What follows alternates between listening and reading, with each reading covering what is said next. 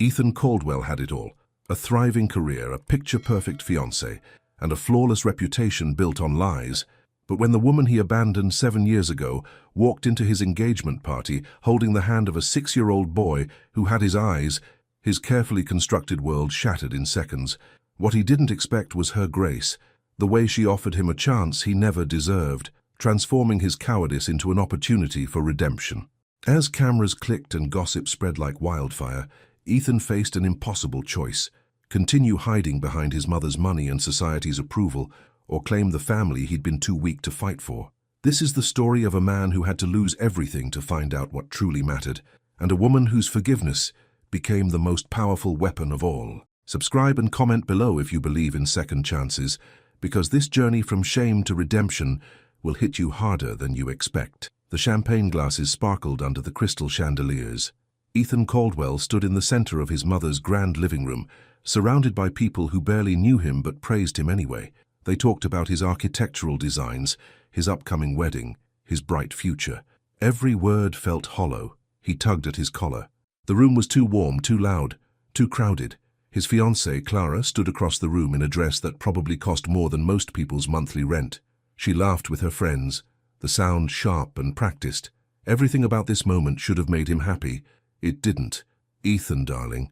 His mother, Margaret, appeared at his elbow. Her smile was perfect, rehearsed through decades of country club events and charity galas. "Mrs. Henderson wants to congratulate you. Come." He followed because that's what he always did. He shook hands, he smiled, he said the right things, but inside, he felt like he was drowning in shallow water.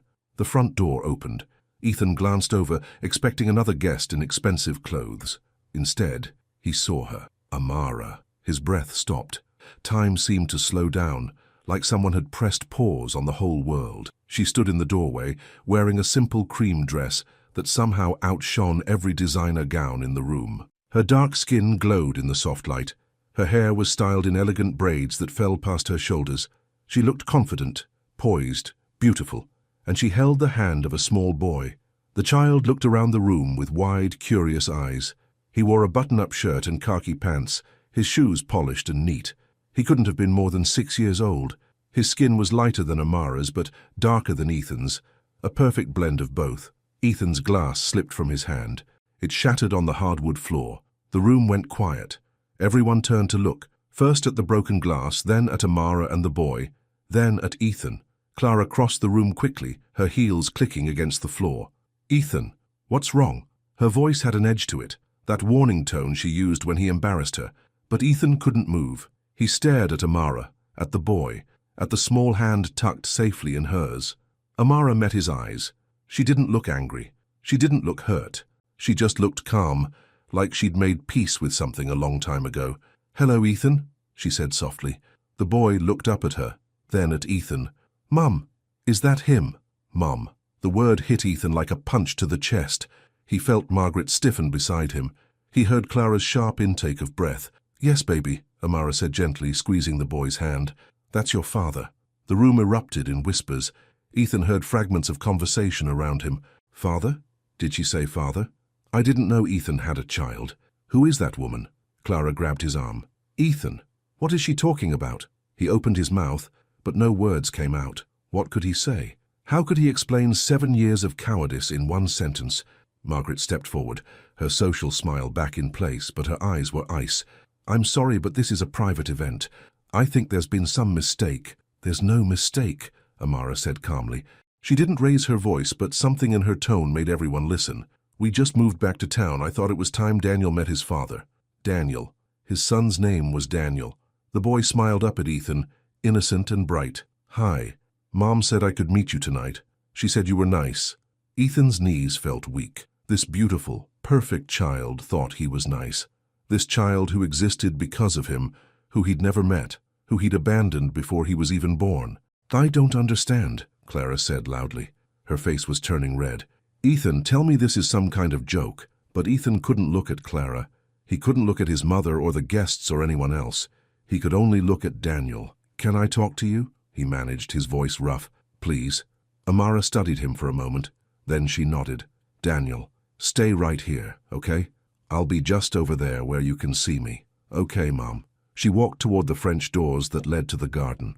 Ethan followed, his legs moving on autopilot. Behind him he heard Clara's angry voice and his mother trying to calm the guests. He didn't care. Outside, the cool evening air hit his face. String lights hung between the trees, casting soft shadows across the patio. Amara stood by the railing, looking out at the garden. She didn't seem nervous. She didn't seem upset. She just seemed there. "I'm sorry," Ethan said. The words felt pathetically small. "I'm so sorry. I know. How did you... Why are you..." He couldn't form a complete thought. "You moved back? I opened a boutique downtown. My fashion line is doing well. Daniel needed stability, a good school, family nearby. My uncle lives here. Uncle Ray." Ethan remembered him vaguely. A kind man who'd tried to talk to him once before everything fell apart. "When?" Ethan asked. "When did you move back?" 3 weeks ago." 3 weeks. She'd been in the same town for 3 weeks, and he'd had no idea. His son had been breathing the same air, walking the same streets, and Ethan hadn't known. "Why didn't you tell me?" Amara turned to face him. Her expression was gentle but firm. "Because I needed to make sure this was the right choice, for Daniel. Not for me, not for you, for him. And now I think he deserves to know his father, if his father wants to know him." "Of course I do." The words burst out of him. "Of course I want to know him. His voice cracked. "I've thought about you every day, both of you. What I did was unforgivable. Maybe," Amara said quietly, "but that's not what matters anymore. What matters is that little boy in there. He's smart and kind and funny. He asks about you sometimes. Not often, but sometimes. I never knew what to tell him." Ethan felt tears burning in his eyes. "What did you say?" "I said you were young and scared. I said you made a mistake. I said that sometimes people aren't ready to be parents, but that doesn't mean they don't care." She paused. "I never lied to him, Ethan. I never told him you were a bad person. Because you're not. You were just a coward." The word stung, because it was true. He had been a coward. When his mother found out about Amara, when she threatened to cut him off, when she said the family name would be ruined, he'd folded. He'd hidden his marriage, suggested keeping it secret until the right time. And when Amara told him she was pregnant, he'd panicked. "I hate who I was," he said. "I know, I can see it in your eyes." Amara's voice softened. "But hating yourself doesn't change anything. Being a father to Daniel might." Through the window, Ethan could see Daniel sitting on the stairs inside, swinging his legs and watching them. When he caught Ethan looking, he waved. Ethan waved back, his hand shaking. "I don't know how to do this," he admitted. "Neither does he. You'll figure it out together." Amara pushed away from the railing. "I'm not doing this to hurt you or to cause problems. I'm doing it because every child deserves a chance to know their parent, and every parent deserves a chance to do better. Even after everything I did to you." She looked at him for a long moment, especially then, because holding on to anger would only hurt Daniel, and I love him too much for that.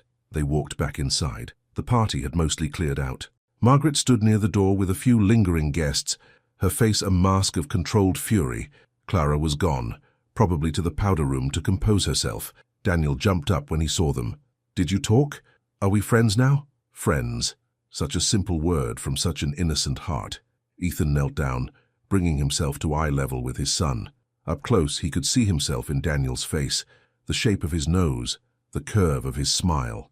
But he could see Amara, too, in his warm brown eyes, and the gentle way he tilted his head. "I'd like to be friends," Ethan said carefully. "If that's okay with you." Daniel grinned. "Mom says you build buildings, cool buildings with glass and stuff." "I do. Can you show me sometime?" "I'd love to. Can we get ice cream?" "Mom says ice cream makes everything better." Ethan laughed, the sound surprising him. When was the last time he'd really laughed? "Your mom is very smart." "The smartest," Daniel agreed seriously. Amara touched Daniel's shoulder. "We should go, baby. It's getting late." "Okay." Daniel looked up at Ethan. "Will I see you again?" The question was so hopeful, so trusting, that Ethan felt his heart crack open. "Yes, if your mom says it's okay." "She will. She said you were nice. She's never wrong about people." After they left, Ethan stood in the empty room. Broken glass still littered the floor where he'd dropped his champagne. The party decorations looked garish now, cheap and meaningless. Clara appeared from the hallway. Her makeup was perfect again, her composure restored. "We need to talk." "I know. Is it true? Do you have a child with that woman?" That woman. Like Amara was nothing. Like she was a problem to be solved. "Her name is Amara. And yes, Daniel is my son." "Why didn't you tell me?" Because I'm a coward. Clara blinked, surprised by his bluntness. This is going to ruin everything. Do you understand that? The wedding, our reputation, your career. I understand. Then fix it, pay her off, make her go away, whatever it takes. Ethan looked at Clara, really looked at her. He saw the calculation in her eyes, the way she was already planning damage control. She didn't ask if he was okay. She didn't ask about Daniel. She only cared about how this affected her. No, he said. What? He's my son, Clara. I'm not making him go away. You can't be serious. You're going to throw away our future for some mistake from your past. He's not a mistake. Clara's face hardened. Then I guess you've made your choice. She left without another word. Ethan heard her car start in the driveway, the tires screeching slightly as she drove away too fast. Margaret approached him slowly.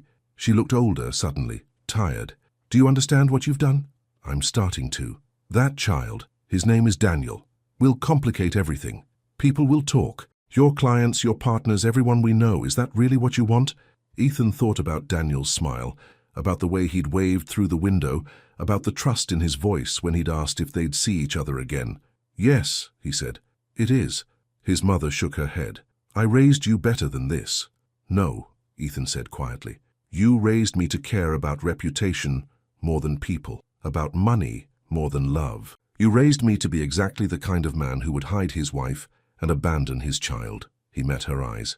I don't want to be that man anymore. He left her standing there and walked upstairs to his old bedroom. Tomorrow he'd have to deal with Clara, with work, with all the fallout. But tonight he sat on his bed and looked at his phone. He should call someone, apologize to the guests, text Clara, plan his next move. Instead, he thought about ice cream and buildings and a little boy who thought his mum was the smartest person in the world. And for the first time in 7 years, Ethan felt like maybe, just maybe, he could become the man he should have been all along. The next morning, Ethan woke up early. He hadn't slept much. Every time he closed his eyes, he saw Daniel's face, heard his voice asking, "Will I see you again?" He grabbed his phone and opened a new message. Then he stared at the blank screen. What did you say to the woman you'd abandoned? How did you ask for a second chance with the child you'd never met? His fingers hovered over the keyboard. Finally, he typed, "Can I take Daniel for ice cream today? I meant what I said. I want to be part of his life." He hit send before he could overthink it. 3 dots appeared almost immediately. Then, scoops and smiles on Main Street. 2 p.m.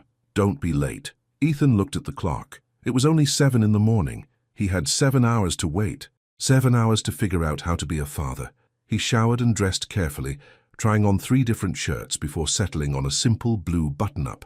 Too formal looked like he was trying too hard. Too casual looked like he didn't care. Everything felt wrong. At 1:30 he drove downtown. The boutique Amara had mentioned must be around here somewhere. He drove slowly, looking at the storefronts. Then he saw it. Amara Bennett Designs. The window display was beautiful. Elegant dresses in rich colors draped on mannequins with artistic grace.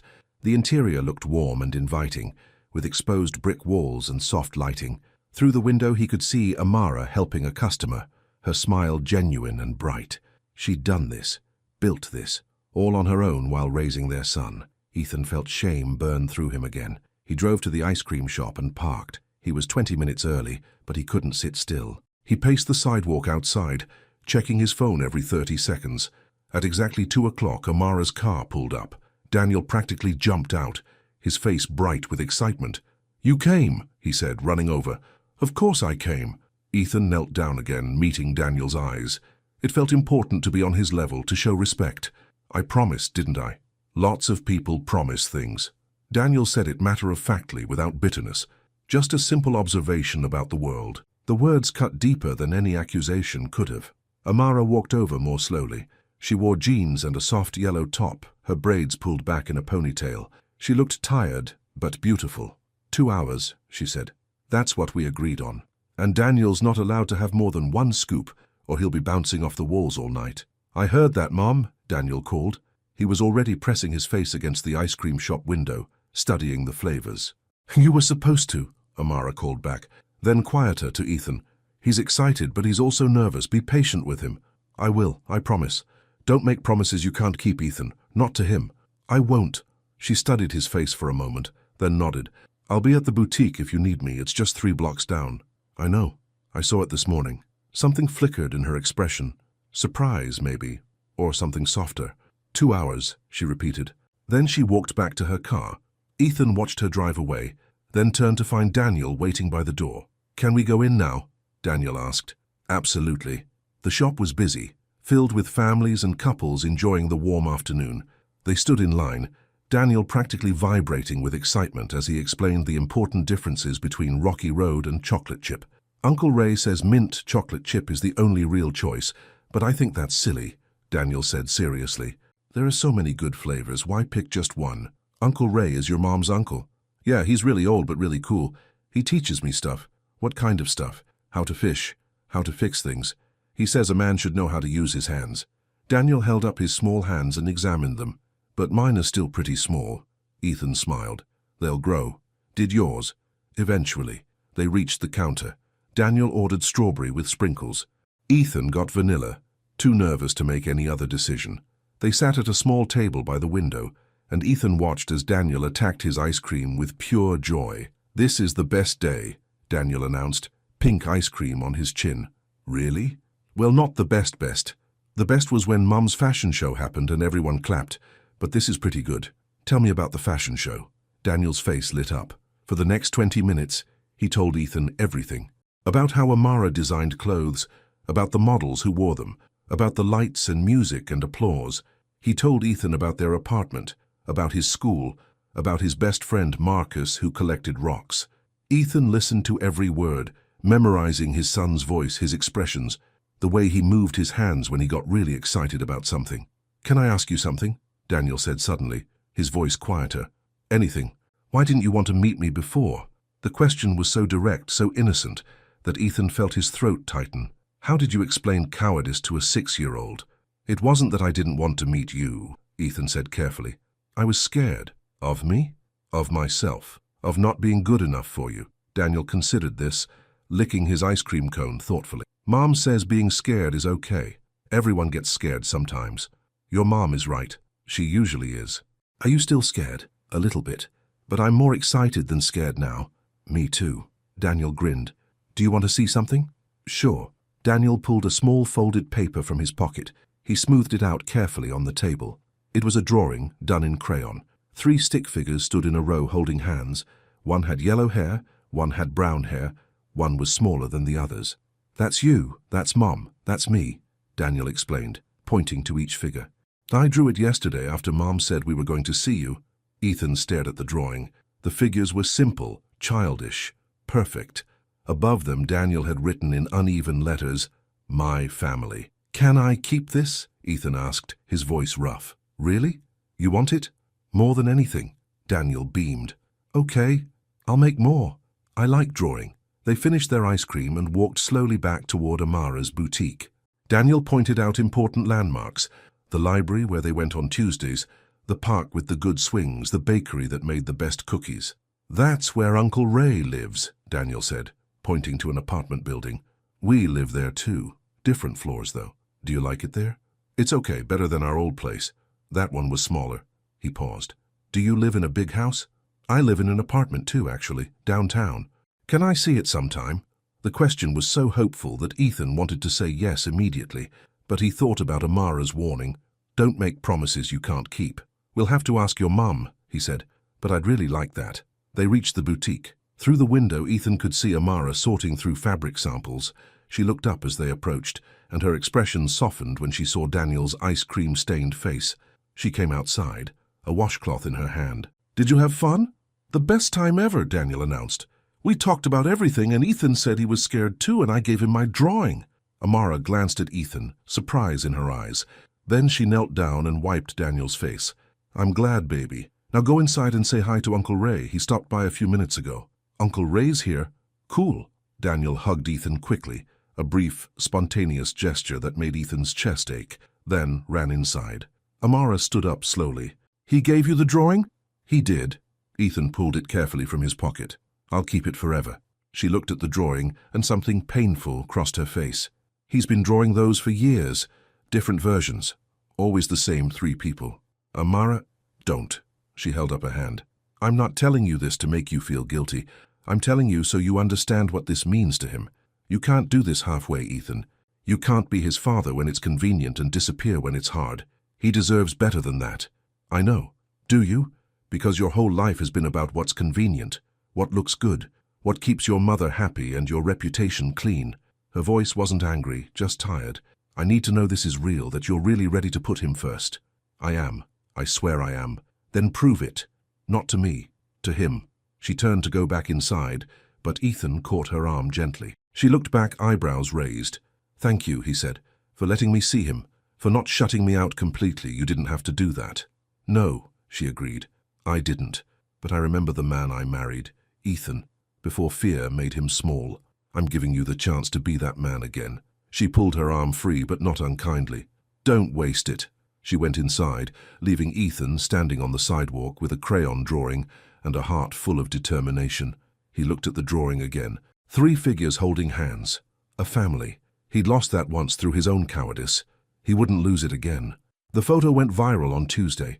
Ethan should have known better. In the age of smartphones, privacy was an illusion. But when Daniel had asked him to come to the beach on Saturday, Ethan hadn't thought about cameras or consequences. He'd only thought about his son. They'd spent the afternoon flying kites and building sandcastles. Daniel had laughed so hard he got hiccups when Ethan accidentally sat in the shallow water. Amara had joined them at sunset, and Daniel had insisted they all take a picture together. A woman nearby had offered to take it. They'd stood together, Ethan, Amara, and Daniel between them, and smiled as the sun painted the sky orange and pink behind them. It was one of the best moments of Ethan's life. Now it was everywhere. Caldwell's secret family, read one headline. Hidden past exposed, said another. The comments were worse. Speculation, judgment, gossip spreading like poison through every social media platform. Ethan sat in his office, staring at his computer screen. His phone buzzed constantly. Text messages from colleagues, emails from clients, missed calls from his mother. His partner, Richard, knocked once and entered without waiting. His face was grim. We need to talk. I know. 3 clients have called this morning. Concerned about the publicity. The Morrison Project specifically, their family values people, Ethan. This looks bad. I have a son. That's not bad. That's just true. A son you never mentioned, with a woman you never told anyone about. Richard sat down heavily. Help me understand. Were you married to her? Ethan took a breath. Yes, 7 years ago. Briefly. And you hid it? Yes. Why? Because I was ashamed. The words tasted bitter. My mother had certain expectations. Amara didn't fit them, so I hid our marriage. And when she got pregnant, I ran. Richard was quiet for a long moment. Jesus, Ethan. I know. The partners are meeting this afternoon. They're going to want answers. What do you want me to say? The truth would be a good start. Richard stood up. But you need to control this narrative fast. Right now, you look like a man who abandoned his family. That's not the kind of reputation we can work with. After Richard left, Ethan opened his phone. More messages, more missed calls. One from Clara that just said, I hope you're happy. Then he saw Amara's name. Daniel saw some comments online. Kids at school are talking. He's confused and upset. We need to talk. Ethan's stomach dropped. He grabbed his keys and left the office without telling anyone where he was going. 20 minutes later, he knocked on Amara's door. She opened it immediately, her face tight with worry. Where is he? Ethan asked. His room. He won't talk to me. She stepped aside to let him in. The apartment was modest but warm, filled with color and light. Drawings covered the refrigerator. A small dining table held fabric samples and sketches. This was their home, their life, and Ethan had brought chaos into it. What did he see? Someone at school showed him a picture on their parents' phone, called him a secret, asked why his dad hid him. Amara's voice cracked slightly. He's 6, Ethan. He doesn't understand why people are saying mean things. I'll fix this. How? You can't unring this bell. I can try. He walked to Daniel's room and knocked softly. Daniel? It's Ethan. Can I come in? Silence. Please? I want to explain. The door opened a crack. Daniel's eyes were red from crying. Why did you hide me? Ethan knelt down. Can I come in and tell you? Daniel hesitated, then opened the door wider. His room was small but cheerful, with posters of superheroes and a shelf full of drawings. He sat on his bed hugging a stuffed bear. Ethan sat on the floor, giving Daniel space. I didn't hide you because of anything you did. You understand that, right? You didn't do anything wrong. Then why? How did you explain institutional racism to a 6-year-old? How did you talk about your own weakness without making excuses? Sometimes adults make bad choices because they're scared, Ethan said slowly. My family had certain ideas about who I should marry, what my life should look like. When I met your mom, I loved her, but I was afraid my family wouldn't accept her, so I kept our marriage secret. Because Mom's black? The directness of the question surprised him. But of course Daniel would understand. He lived in his skin every day. He already knew the world wasn't always fair. Yes, Ethan said honestly. That was part of it. That's stupid. You're right. It was stupid. It was cowardly and wrong, and I hurt your mom because of it. And I missed out on knowing you for 6 years because I was too scared to stand up for what mattered. Daniel picked at his bear's ear. Do you still think it was wrong? That Mom's black? No. I never thought that was wrong. I thought... Ethan's voice caught. I thought I wasn't strong enough to deal with other people thinking it was wrong, but I was wrong about that too. Your mom is the strongest, smartest, most beautiful person I've ever known, and you're the best thing I never knew I was missing. Really, really. And I'm sorry that people are talking. I'm sorry that someone made you feel bad at school. That's my fault, not yours. What are you going to do? I'm going to tell the truth, all of it, and I'm going to make sure everyone knows how proud I am to be your father. Daniel studied him with those serious, wise beyond his years eyes. Promise? I promise. Okay. Daniel scooted off the bed and hugged Ethan tightly. I'm glad you're my dad, even if other people are weird about it. Ethan held his son, feeling tears slip down his face. I'm glad too. When he came out of Daniel's room, Amara was standing in the kitchen, arms crossed. Her expression was unreadable. Is he okay? She asked. I think so, for now. And you? Are you okay? No. Ethan ran a hand through his hair. But I will be. I need to make a statement. Set the record straight. Be careful, Ethan. The more you say, the more people will dig. This could get worse before it gets better. I don't care. I won't let Daniel think I'm ashamed of him. Amara's expression softened slightly. What about your career, your mother, Clara? Clara ended our engagement. My mother is barely speaking to me. And my career... He shrugged. I'll figure it out, but I won't figure it out by hiding anymore. She studied him for a long moment. You really mean that? I do. Then I'll support you. Whatever you decide to say. She paused. But Ethan, don't do it for me. Don't even do it just for Daniel. Do it because it's the right thing. Because you can't build a real life on lies. I know. His phone buzzed. His mother's name flashed on the screen. He declined the call. You should probably talk to her eventually, Amara said. Eventually. Not today. There was a knock at the door. Amara opened it to reveal an older black man with grey hair and kind eyes. He wore work clothes and carried a toolbox. Uncle Ray, Amara said with relief. Come in. Ray entered, nodding politely at Ethan. Heard there was some trouble. Came to check on my favorite nephew.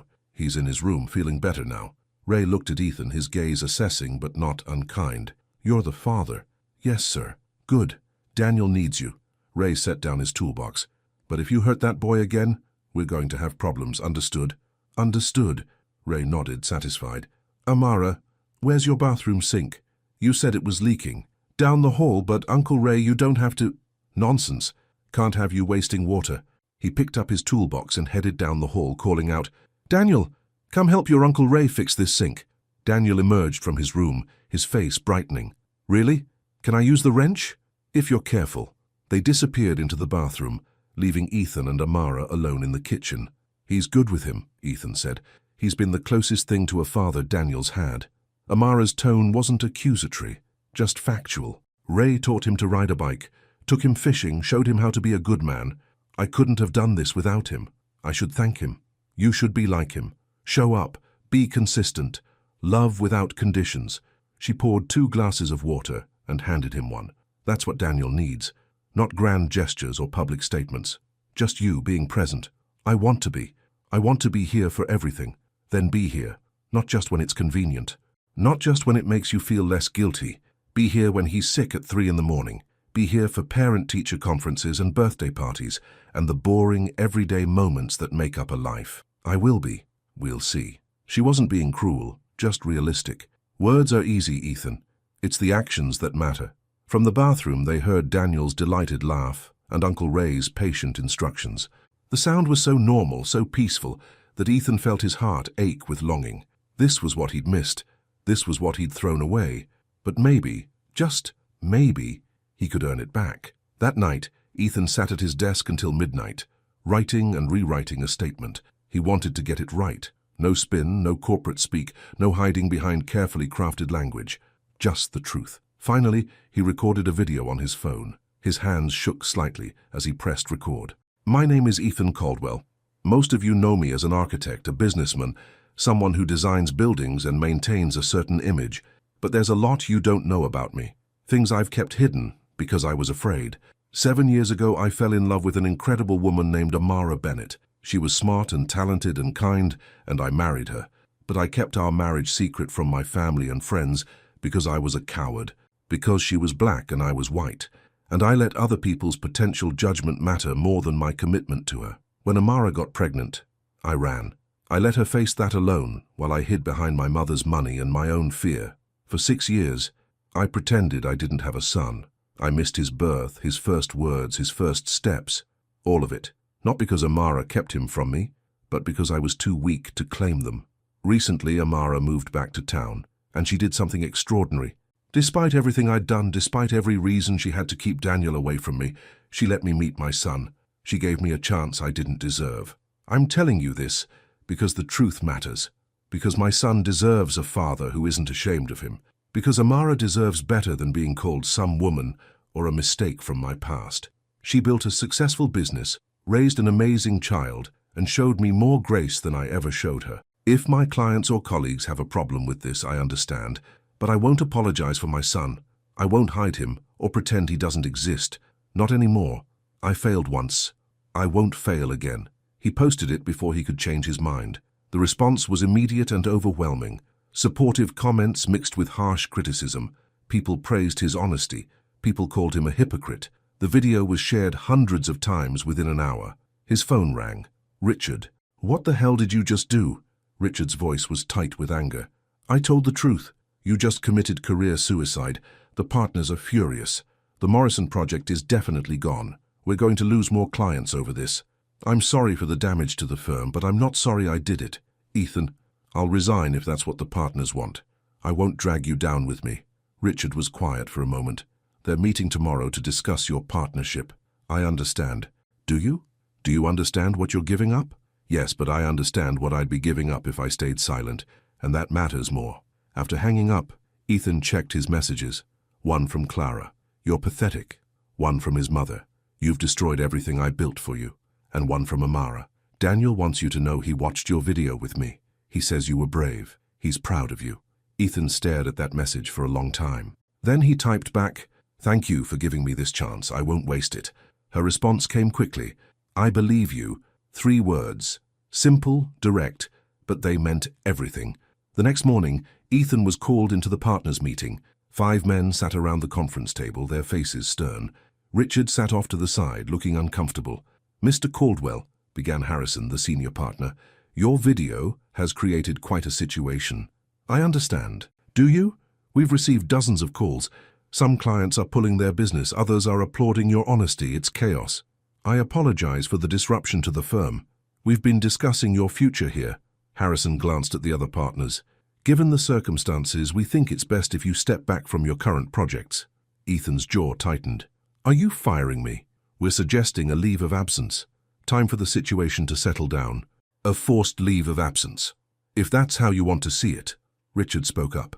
That's not fair. Ethan's one of our best architects. One personal situation shouldn't... It's not just a personal situation when it affects our business, another partner interrupted. We have a reputation to maintain. Ethan stood up. Then I'll make this easy for you. I resign. Ethan, don't... Richard started. It's fine. Ethan looked at Harrison. I won't be the reason this firm loses business. But I also won't work somewhere that asks me to hide who I am or be ashamed of my son.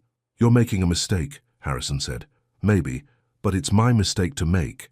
Ethan walked out of the conference room, out of the building, and didn't look back. His hands were shaking, his heart pounded.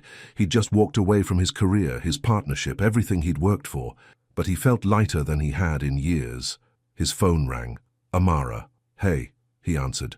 Did something happen? You sound stressed. I just quit my job. What? Ethan, it's okay. They were going to push me out anyway. This way I left on my own terms. She was quiet for a moment. What are you going to do? I don't know yet. Figure something out. I've got some savings, I'll be okay. You're sure? No, but I'm sure that I did the right thing. He took a breath. Is Daniel around? He's at school. Why? I wanted to tell him what happened. I want to be honest with him about everything. He'd like that. Her voice softened. Ethan, I'm sorry about your job. I know that wasn't easy. It was easier than I thought it would be. Turns out some things matter more than money. Like what? Like being able to look my son in the eye. Like deserving the second chance you gave me. She was quiet again, and he could almost hear her thinking. Do you have plans this afternoon? Not anymore. Come by the boutique around 3. I could use some help moving some display furniture, and maybe we can talk. About what? About what happens next, for all of us. After they hung up, Ethan sat in his car for a long time. He'd just blown up his life. No job, no fiancé, barely speaking to his mother. Everything he'd built was gone, but he had something he'd never had before. He had the truth, and he had a chance to be the father Daniel deserved. That was enough. For now, that was more than enough. The boutique was busy when Ethan arrived. Customers browsed through racks of elegant clothing, while soft music played in the background. Amara stood near the register, helping a woman decide between 2 dresses. She looked up when the bell chimed, catching his eye and nodding toward the back room. Ethan waited, watching her work. She was patient with the customer, offering honest opinions without being pushy. When the woman finally decided on both dresses, Amara wrapped them carefully, chatting about an upcoming event. It was clear she'd built something real here, something that mattered. Sorry about that, Amara said when the customer left. Mrs. Peterson can never make up her mind, but she's loyal. She gestured toward the back. The furniture's through here. The storage room was organized but cramped, with several display pieces that needed to be moved to the main floor. Ethan rolled up his sleeves and got to work. They lifted a vintage dresser together, maneuvering it carefully through the doorway. A little to the left, Amara directed. There. Perfect. They worked in comfortable silence for a while, moving pieces and rearranging the space. It felt good to use his hands for something simple and productive. No corporate politics, no client demands, just physical work with a clear purpose. So, Amara said as they positioned a mirror, unemployed architect. That's new. Technically, I'm a freelance architect now. Sounds better. She smiled slightly. Does it pay better? Not yet, but I've got enough saved to last a few months, and I'm already getting calls from smaller firms interested in bringing me on. Really? Even after everything? Some people liked what I said, called it authentic. He shrugged. Others think I'm toxic. It's a mixed bag. Amara sat on the dresser they'd just moved, studying him. How do you feel about it, really? Ethan considered the question. Scared, relieved, free somehow. I spent so long building this image of who I was supposed to be. Now that it's gone, I can figure out who I actually am. And who's that? I don't know yet, but I want to be someone Daniel can be proud of. Someone you don't regret giving a second chance. She looked away, her expression complicated. Ethan, about that, we need to set some ground rules. Okay. You've been doing well with Daniel. Really well, but this can't just be about big gestures and dramatic videos. It has to be consistent, boring even. School pickups and homework help and making sure he eats his vegetables. I want all of that. Do you? Because it's not glamorous. It's not going to fix your guilt or make you feel better about yourself. It's just life, the everyday, exhausting, beautiful mess of raising a child. I know I don't deserve this chance, Ethan said quietly. I know that every day I spend with him is a gift you're giving me. But I swear to you, Amara, I'm not doing this to feel better about myself. I'm doing it because he's my son, and I love him. You barely know him. I know, but I want to. I want to know his favorite color and what makes him laugh and what he's afraid of. I want to be there when he needs me, and even when he doesn't. I want to be his father, not just in name, but in every way that matters. Amara was quiet for a long moment. When she spoke, her voice was soft. His favorite color is orange. He laughs at silly voices and terrible jokes. He's afraid of thunderstorms, but tries to be brave about it. He likes drawing and building things and asking questions about everything. Orange, Ethan repeated, memorizing it. He's also stubborn and doesn't like admitting when he's wrong. He gets that from both of us. She smiled sadly. He's such a good kid, Ethan. Even without you, he's good. But he asks about you sometimes. Wonders what you're like if you think about him. I always told him, yes, you did think about him, even though I didn't know if that was true. It was true. Every day. Then why didn't you come back sooner? The question hung in the air between them. Ethan took a breath. Because I convinced myself you were better off without me, that Daniel was better off without a father than with one like me. I told myself I was being noble by staying away, but really I was just scared. Scared you'd turn me away, scared I'd fail, scared of what it would cost me to do the right thing. And now I'm still scared, but I'm more scared of missing his life than I am of anything else. Amara slid off the dresser and walked to the window. Outside, people passed by on the sidewalk, living their normal lives. After you left, I was so angry. Not just hurt, angry. I'd given up so much for you, kept our marriage secret, dealt with your mother's coldness, tried to be patient while you found the right time to tell people, and when I needed you most, you disappeared. I'm sorry. I know you are. But sorry doesn't change what happened. Sorry doesn't give me back those nights when I was alone and scared, wondering how I'd do this by myself. Sorry doesn't replace the father Daniel needed when he was learning to walk, and I had no one to share that moment with. Ethan felt tears burning in his eyes. You're right. I can't change any of that. No, you can't. She turned to face him. But here's what you can do. You can show up, every time. Not just when it's convenient or fun, but especially when it's hard. You can prove that you're different now, not with words or videos or grand gestures, but with consistent, daily presence. I will. I promise. Don't promise. Just do it. She crossed her arms. Starting with picking Daniel up from school tomorrow, 3:15. Don't be late. I'll be there at 3. And Thursday he has a dentist appointment at 4:30. I have a client meeting I can't miss. I'll take him. And next week is parent-teacher conferences. You should come. I'll be there. She studied his face, looking for cracks in his resolve. This is what it's going to be like, Ethan. Not romantic walks on the beach, but dentist appointments and school conferences and a million small moments that add up to being a parent. I understand. I hope so, because I meant what I said before. You hurt him again, and we're done. No more chances. I won't hurt him. I won't hurt you. Something flickered in her expression.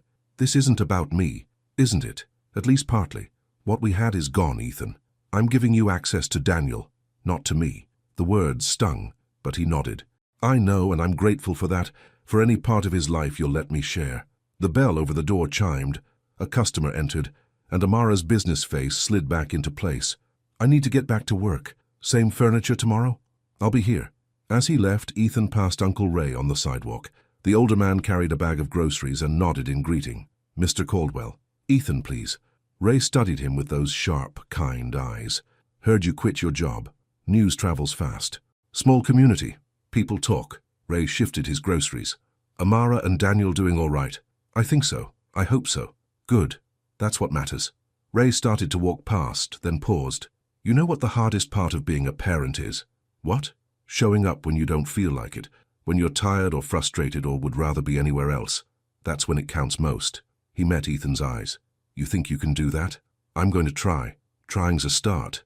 But that boy needs more than trying. He needs certainty. Needs to know you'll be there no matter what. I will be. Ray nodded slowly. We'll see. I hope you mean it. For his sake.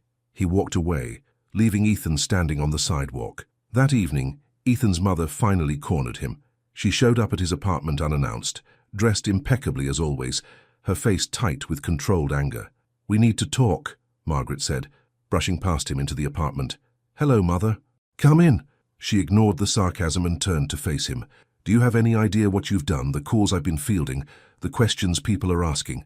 I can imagine. No, you can't. Linda Morrison called me to express her concerns about your moral character. The Hendersons have uninvited me from their summer gala. I'm being judged for your mistakes. They're judging you for being my mother, or for raising a son who thought it was acceptable to hide his family? Margaret's eyes flashed. Don't you dare put this on me. Why not? You're the one who made it clear that Amara wasn't good enough, that her skin color, her background, her lack of proper breeding made her unsuitable. I never said... You didn't have to say it. You just made it clear that if I married her, I'd be cut off, disowned. That the family reputation mattered more than my happiness. I was protecting you. From what? From love? From building a real life with someone who actually cared about me?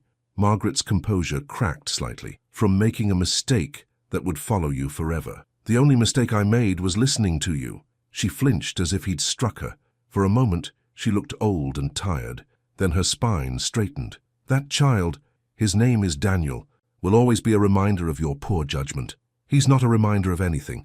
He's a 6-year-old boy who deserves a father, and I intend to be that father, whether you approve or not. If you continue this path, I will cut you off completely. No more family money, no more connections, no more support. I know, I'm okay with that. Margaret stared at him. You're serious? Completely? You'd throw away everything for a child you barely know? He's my son. And yes, I would throw away anything and everything before I'd abandon him again. She shook her head slowly. I don't recognize you anymore. Good, because I don't want to be the man you raised me to be. I want to be better than that. Margaret's face hardened. Then I suppose we have nothing more to say to each other. I suppose not. She walked to the door, then paused with her hand on the knob. Without turning around, she said quietly, I did love you, Ethan. I wanted the best for you. You wanted what looked best. There's a difference. She left without another word. Ethan stood in his empty apartment, feeling the weight of what had just happened. He'd essentially been disowned. No safety net, no family backing, no inheritance. Everything he'd relied on was gone. His phone buzzed. A text from Daniel. Mom says you're taking me to school tomorrow. Can we get donuts? Ethan smiled through his tears. Absolutely. What kind do you like? Chocolate with sprinkles. Perfect.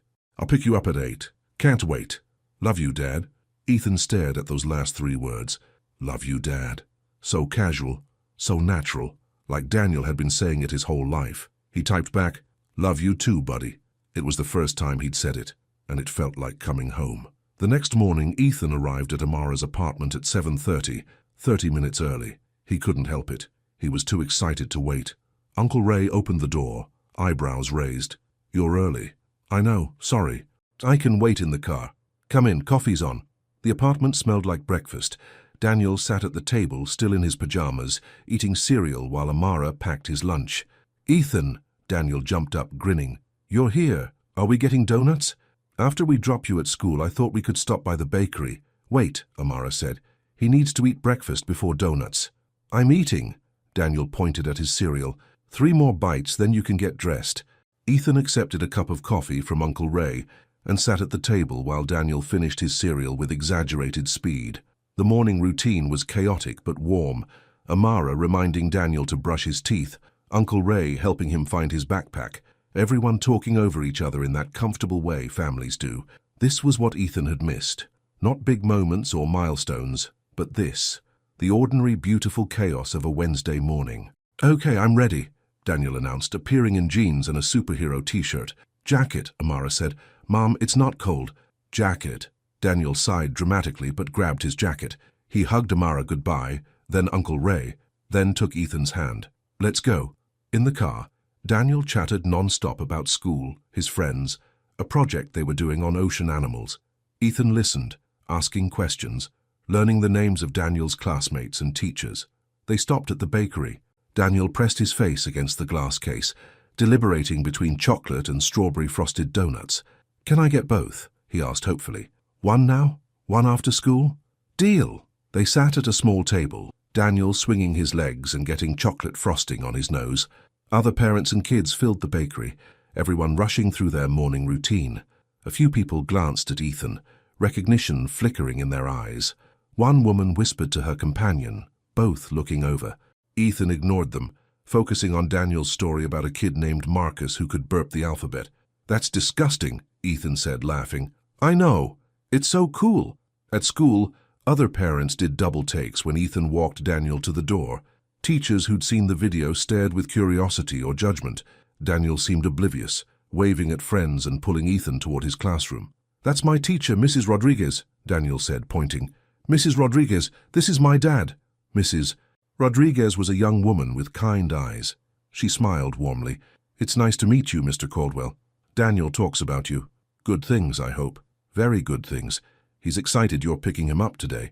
I'll be here at 3. Actually, 3:15. Dismissal takes a few minutes. 3 o'clock then, I'll wait. Mrs. Rodriguez's smile widened. Sounds perfect. Daniel hugged Ethan goodbye, then ran into the classroom. Ethan watched him go, his heart full. On his way out, another parent stopped him, a woman about his age with tired eyes and a genuine smile. I just wanted to say, she started, then hesitated. What you did took courage, admitting you were wrong, claiming your son publicly. My ex never did that. Just wanted you to know some of us appreciate it. Thank you, Ethan managed. Daniel's a sweet kid. He's lucky to have you fighting for him now. She walked away before Ethan could respond. But her words stayed with him as he drove to his apartment. He had 6 hours until pickup.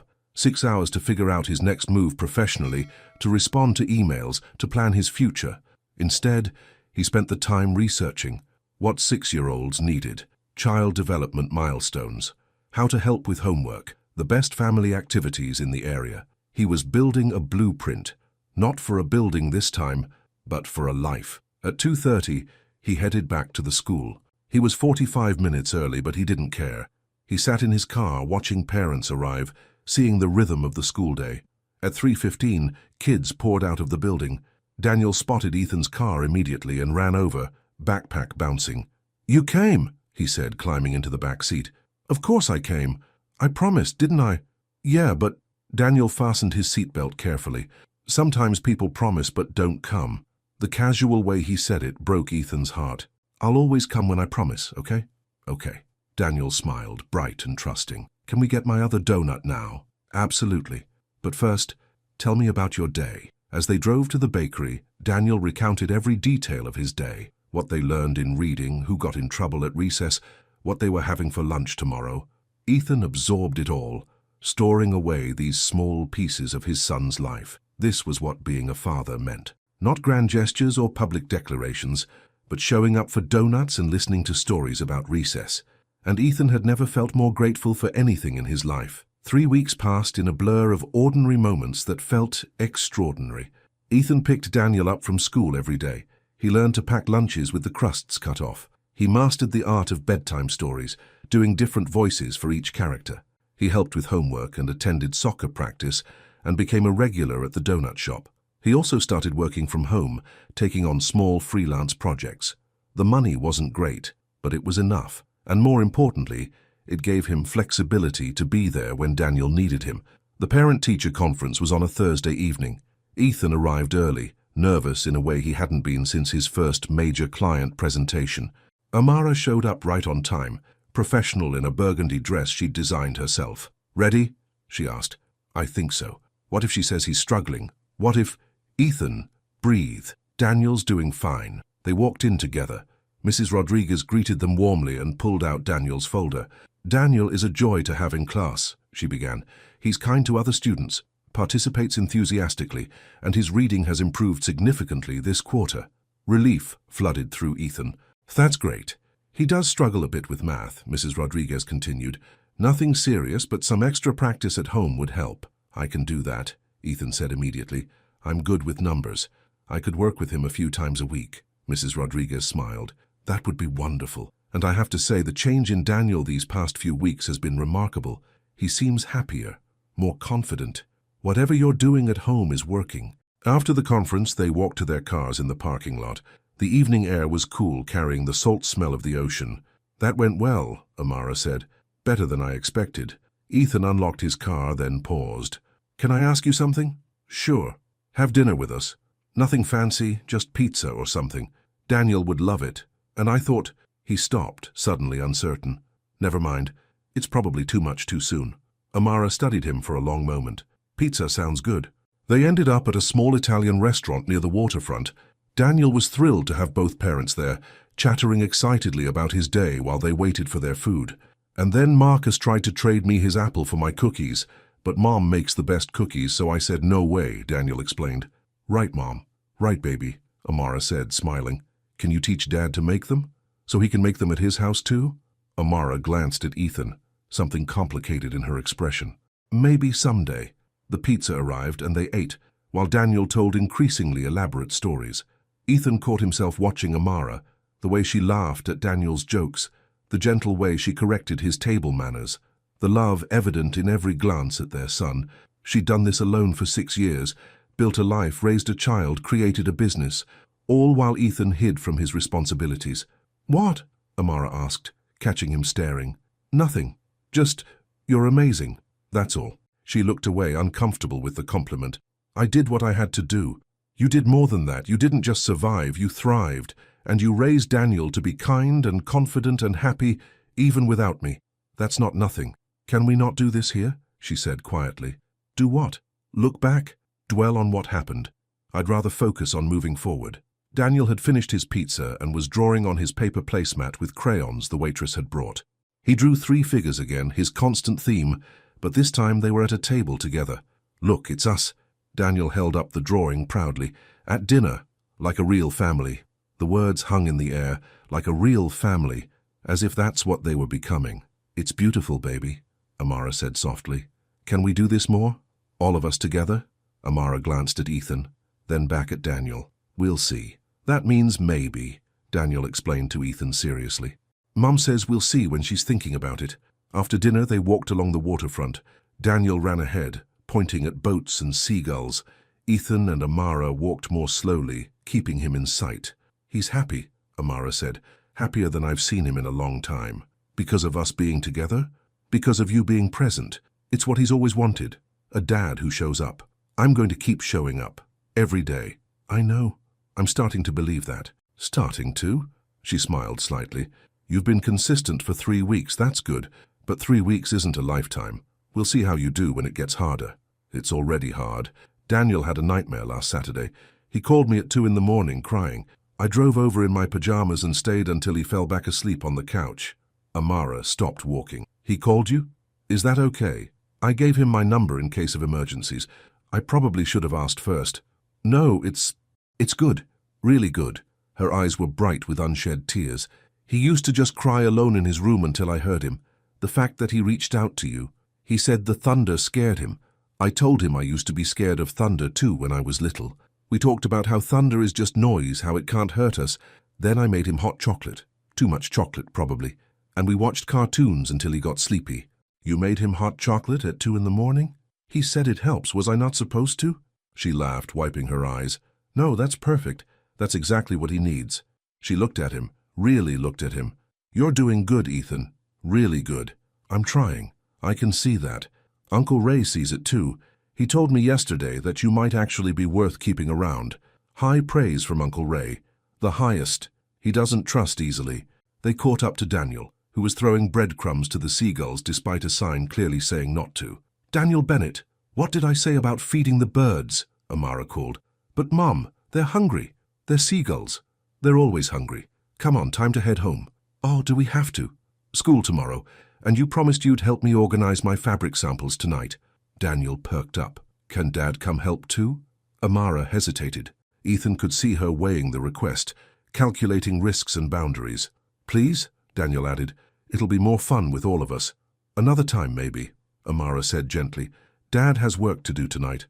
Actually, I'm free, Ethan said, then caught Amara's warning look. But your mom's right, maybe another time. They walked back to the parking lot. Daniel hugged Ethan goodbye, holding on a little longer than usual. Love you, Dad, he said. Love you too, buddy. After they drove away, Ethan sat in his car for a moment. The evening had been perfect, exactly the kind of normal family time he'd dreamed about. But Amara was right to maintain boundaries. They weren't a family yet. They were 2 parents learning to co-parent. Still, the way she'd smiled at him over pizza, the way she'd teared up talking about Daniel calling him, those small moments gave him hope. The scandal resurfaced on a Tuesday.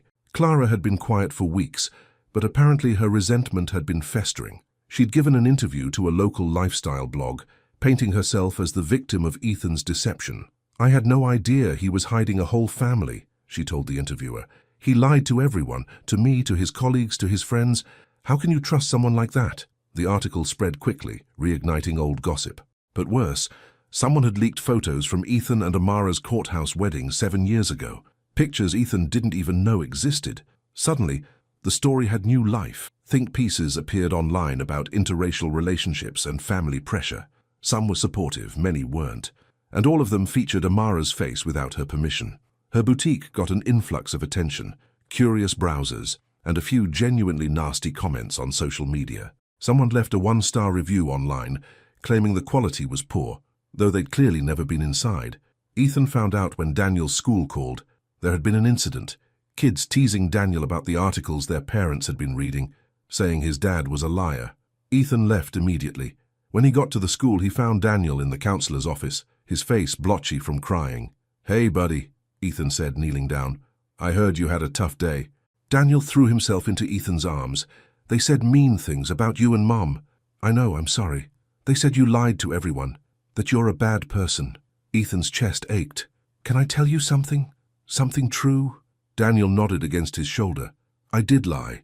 For a long time I lied because I was scared and weak, and that was wrong. But you know what? I'm not lying anymore, and the people saying those things don't know us. They don't know how much I love you or how amazing your mom is, or how lucky I am to be your dad. But why do they care? Because some people have nothing better to do than judge others. And some people, he took a breath, some people don't like it when someone who looks like me loves someone who looks like your mom.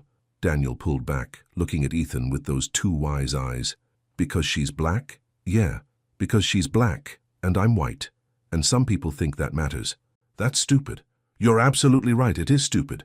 But it's real, and sometimes people are going to say things, and that's not fair to you. What should I do when they say stuff? You remember that you're loved. By me, by your mom, by Uncle Ray. You remember that the people who really know us, who really matter, know the truth, and you walk away from people who want to hurt you with their words. Daniel thought about this. Can I punch them? No, Ethan said, suppressing a smile. Definitely no punching. Not even a little. Not even a little. But you can tell a teacher, and you can call me anytime you need me. They sat together in the counselor's office until Daniel felt better. Then Ethan took him for ice cream, even though it was barely noon. That evening Ethan went to Amara's boutique after closing. She was alone, sitting at her desk with her laptop open, reading something on the screen. She looked exhausted. I saw the article, Ethan said. Of course you did. Everyone did. She closed the laptop. I'm getting emails from reporters asking for interviews, people messaging me on social media, some supportive, some... She trailed off. I'm sorry. This is my fault. It's Clara's fault. And the fault of whoever leaked those photos. She rubbed her temples. I knew dating a white guy would be complicated. I knew your family would have issues. But I never imagined... She stopped. What? That 7 years later I'd still be dealing with the consequences of loving you. The words hit him hard. Do you regret it? Us? Amara looked at him for a long moment. I regret the pain, the hiding, the shame, the way it ended. But I don't regret Daniel. And I don't regret believing in you even when you didn't believe in yourself. I'm going to fix this. How? You can't control what people say or think. No, but I can make it clear that anyone who attacks you or Daniel is done with me. Permanently. Ethan, you already quit your job and got disowned by your mother. What else is there to sacrifice? I don't know. But I'll figure it out. He moved closer. I won't let them hurt you or Daniel, not again. She stood up, facing him directly. We're not fragile, Ethan. Daniel and I have been dealing with racism and judgment his whole life. We're used to it. You shouldn't have to be used to it. But we are. And you rushing in to defend us publicly might make you feel better, but it doesn't necessarily help us. Her voice was gentle but firm. What helps is you being steady, being there for Daniel when kids are mean at school, supporting my business without making it about you, understanding that this isn't something you can fix with a grand gesture. Ethan felt the frustration build in his chest. He wanted to do something, to fight back, to protect them, but she was right. This wasn't about him. Okay, he said quietly. What do you need from me? Just what you've been doing. Show up. Be present. Love our son. She paused. And maybe, stop carrying so much guilt. It's not productive. How can I not feel guilty? Everything you're dealing with is because of choices I made. Choices we made. I chose to marry you. I chose to keep Daniel. I chose to move back here. She touched his arm lightly. And I'm choosing to let you back into our lives. So stop punishing yourself and start being the father he needs. That's the best thing you can do. Her hand on his arm felt warm, grounding. For a moment, they stood close, the space between them charged with everything unsaid. Then Amara stepped back. I should get home. Uncle Ray is watching Daniel, but he has plans tonight. Can I walk you to your car? I'm parked right outside. Still, she smiled slightly. Okay. They walked out together. The street was quiet, shops closing for the evening. Amara unlocked her car, then turned to face him. Thank you, she said, for handling things at school today, for being there when Daniel needed you. That's my job now. I know, but it still means something to both of us. She got in her car and drove away, leaving Ethan standing on the sidewalk. The boutique lights were still on, casting a warm glow through the window. He could see Amara's designs on display, each piece a testament to her talent and resilience. She'd built this life without him, and somehow, incredibly, she was letting him back in anyway. He wouldn't waste this chance. Not again. 2 weeks later, Ethan was at his apartment working when his doorbell rang. He opened it to find his mother standing there, looking older and less composed than he'd ever seen her. "Mother, may I come in?" He stepped aside, too surprised to refuse. Margaret entered slowly, looking around his modest apartment with an unreadable expression. "I'm not here to argue," she said quietly. "I'm here because I've been thinking about what you said, about the kind of man I raised you to be." Ethan waited. "I saw your video, the one where you admitted everything." She sat down carefully on his couch. "At first I was furious, embarrassed, but then I watched it again, and I realized something." "What? You were braver in 3 minutes than I've been in 60 years.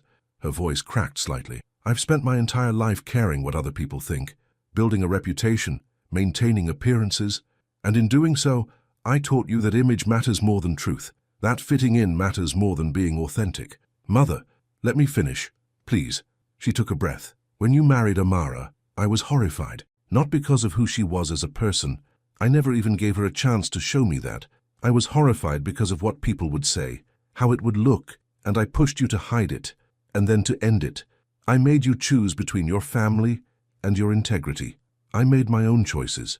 Yes, but I influenced them, heavily." She looked at him with red-rimmed eyes. "And I'm sorry.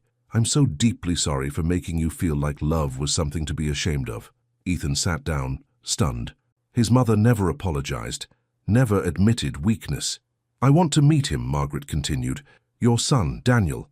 If that's something you'd allow." "Why now?" "Because I'm tired of being angry and bitter and alone, because I lost my son trying to preserve a reputation that doesn't actually mean anything, and because," she paused, "because I saw him at the grocery store last week. He was with Amara, helping her shop. He was laughing, picking out cereal, just being a child. And he looked so much like you did at that age. You saw us. I hid behind a display like a coward, but I watched. And I saw the way Amara talked to him, patient, loving, firm when needed. She's clearly a good mother, and he's clearly a good child. And I realized I'd been wrong about everything." Ethan didn't know what to say. Part of him wanted to be angry, to protect Daniel and Amara from the woman who'd caused so much pain. But another part remembered that this was still his mother, still the woman who'd raised him, flawed as her methods had been. "I can't promise anything," he said slowly. "Daniel and Amara come first. If they're not comfortable with you meeting him, then it won't happen. I understand.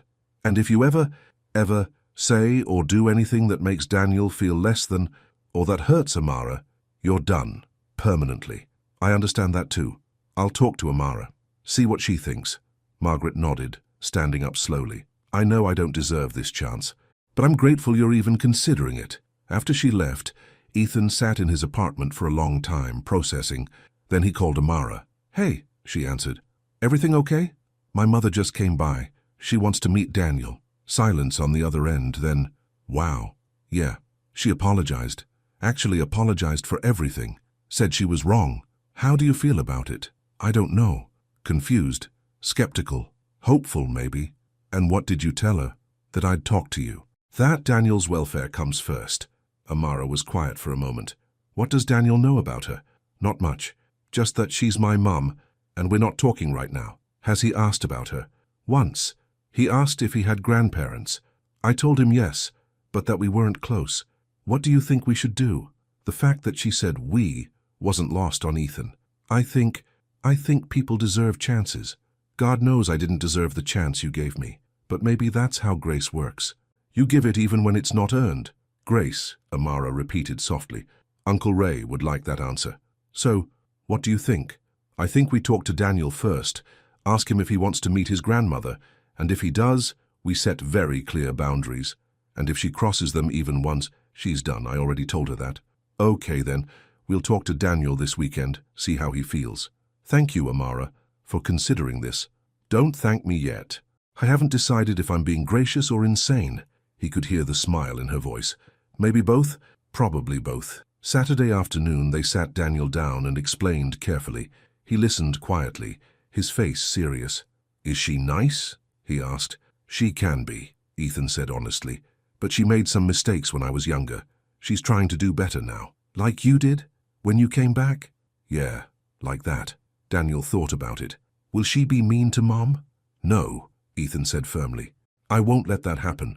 Will she think I'm not good enough because I'm half black? The question was so blunt, so matter-of-fact, that both adults froze. Amara recovered first. Baby, where did you hear that? Kids at school. They said stuff about mixed kids. Said some people don't like us. Amara's jaw tightened. Those kids are wrong. You're not mixed, like it's something bad. You're perfect, exactly as you are. I know, Daniel said simply. But will she think that? Ethan knelt in front of his son. If she does, if she says or does anything that makes you uncomfortable, you tell me immediately, and you never have to see her again, okay? Okay. So do you want to meet her? It's completely your choice. Daniel looked at Amara. What do you think, Mom?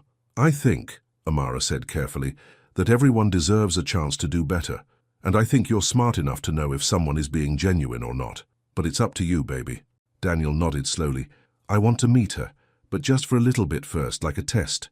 That's very wise, Ethan said, pride swelling in his chest. They arranged it for the following week, Sunday afternoon at the park. Neutral territory, time limited, low pressure.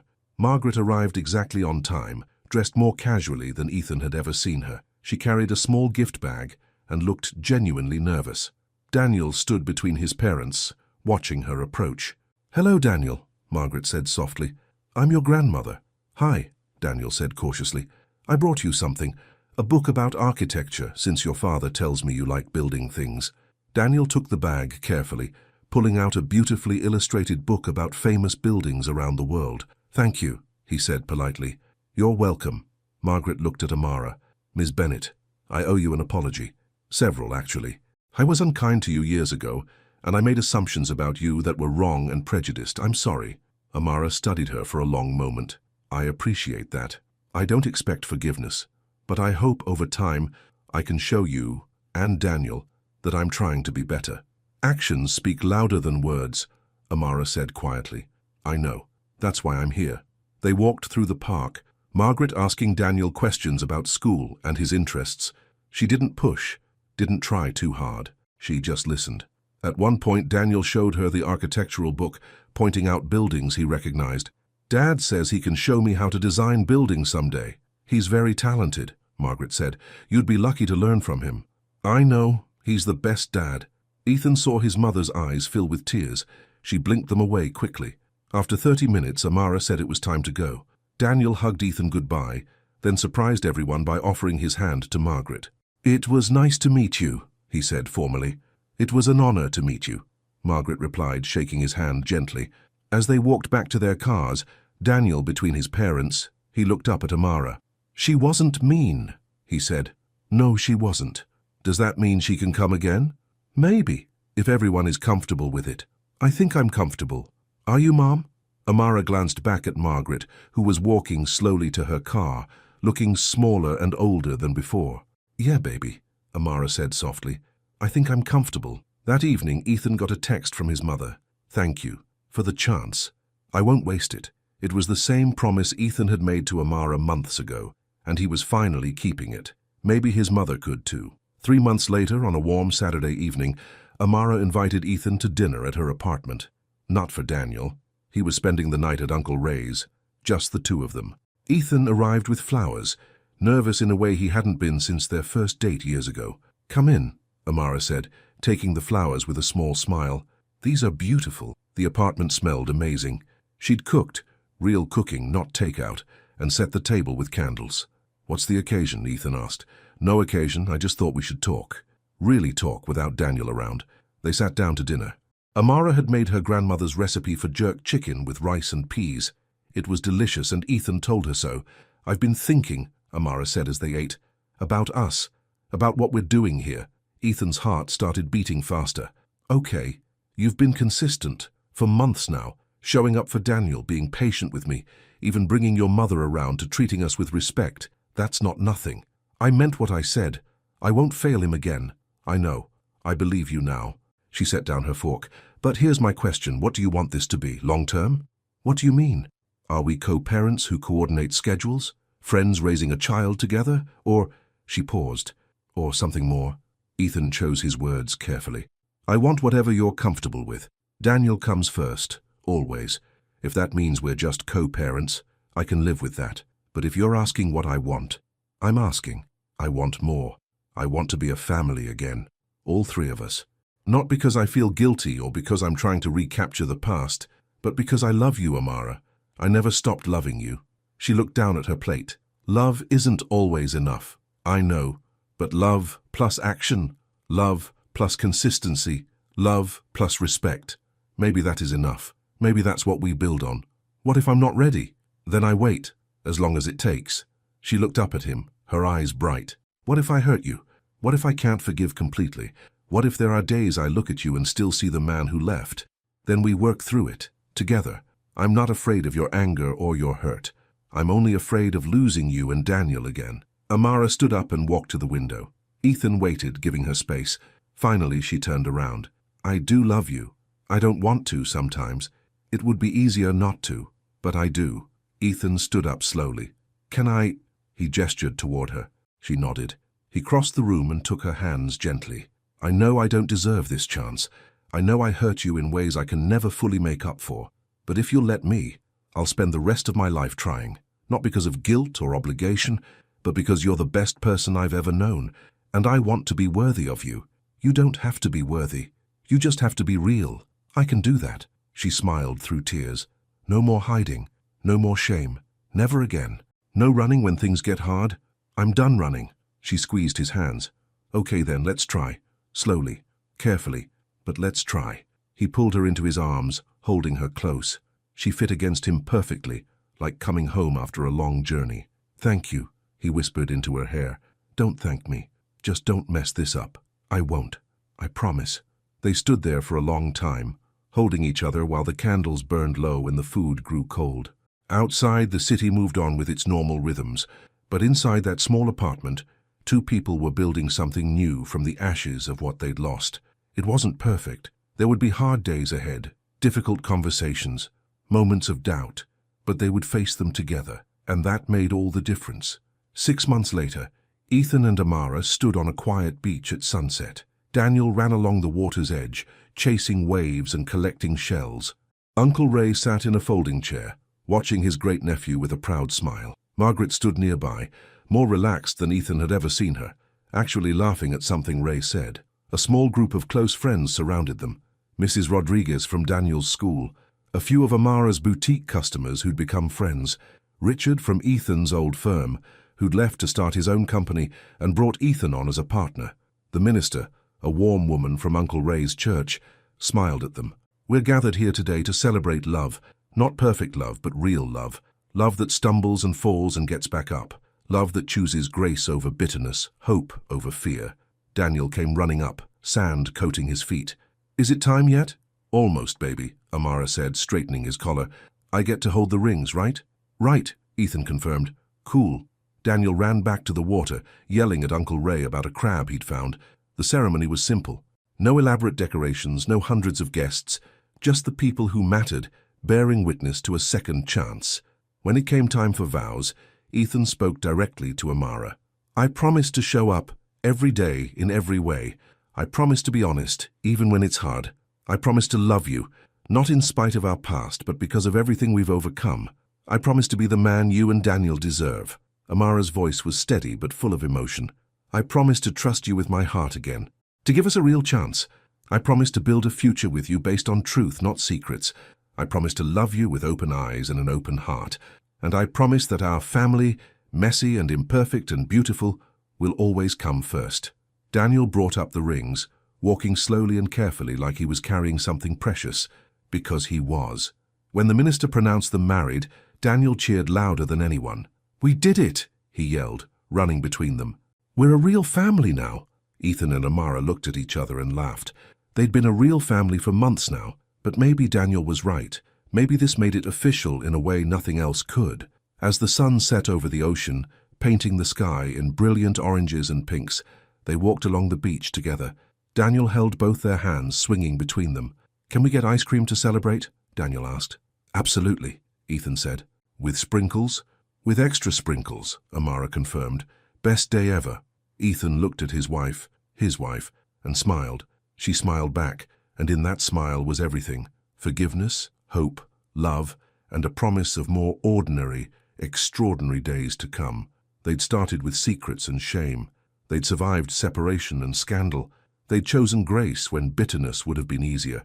And now, finally, they were home. Not because the past was erased or forgotten, but because they'd faced it honestly and decided to build something better together. Daniel skipped ahead, calling back to them. "Come on, the ice cream shop closes at 8. They walked faster, hands linked, following their son toward the lights of town. Behind them the ocean rolled on, constant and eternal, washing away footprints, but never the memories of what mattered. Family, truth, love, second chances. These were the things worth fighting for. These were the things worth coming home to. And as they walked together, three figures holding hands in the fading light, they were finally, completely, beautifully whole. The end.